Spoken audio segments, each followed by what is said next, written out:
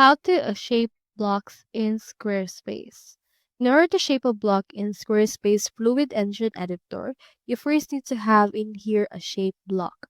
So for example, let's add a block right here.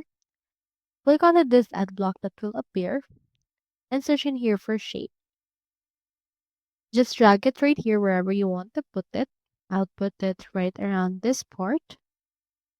And then once it's been added, you can actually change its shape from there. So for example, in this case, double click it.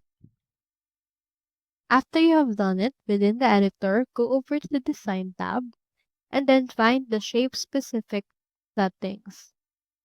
You can choose in here the shape or select a new shape that you want.